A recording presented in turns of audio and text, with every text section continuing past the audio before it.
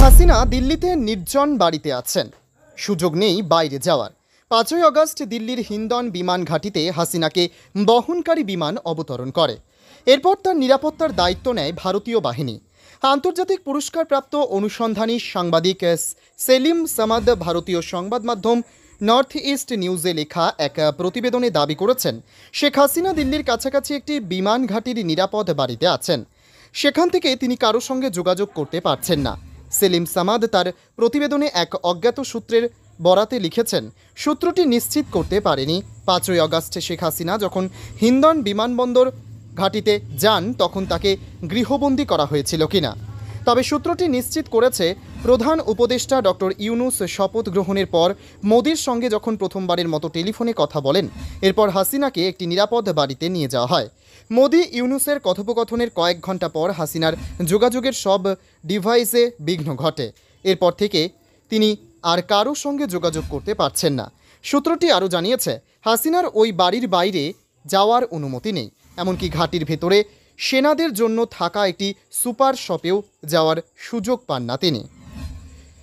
অথচ তার বাড়ি থেকে সুপার শপটিতে হেঁটে যাওয়া যায়। তিনি আরও লিখেছেন, শেখ হাসিনার মেয়ে সাইমা ওয়াজেদ বিশ্ব স্বাস্থ্য সংস্থার আঞ্চলিক পরিচালক হিসেবে দিল্লিতে অবস্থান করছেন, কিন্তু তিনি এখনও পর্যন্ত তার মায়ের সঙ্গে দেখা করার সুযোগ পাননি। যদিও শেখ হাসিনা 1 মাস ধরে দিল্লিতেই আছেন।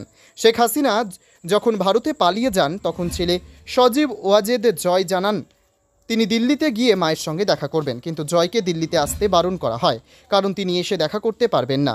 এছাড়া হাসিনার ফোনের সংযোগ বিচ্ছিন্ন করে দেওয়া হয়েছে, ফলে পরিচিত কারোর সঙ্গে কথা বলতে পারছেন না তিনি।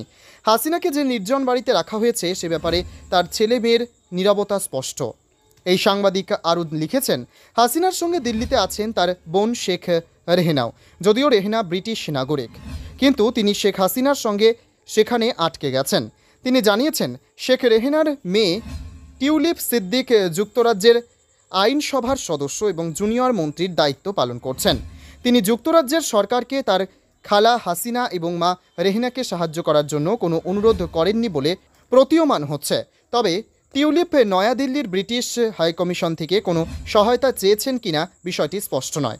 অনুসন্ধানী এই সাংবাদিক প্রতিবেদনে উল্লেখ করেছেন, প্রধান উপদেষ্টা ডক্টর ইউনূস শেখ হাসিনাকে ফেরত চাওয়ার ব্যাপারে ইঙ্গিত দিয়েছেন। আর যদি বাংলাদেশ হাসিনাকে ফেরত চায় তাহলে এটি ভারতীয় প্রধানমন্ত্রীর জন্য একটি বড় ধাক্কা হবে।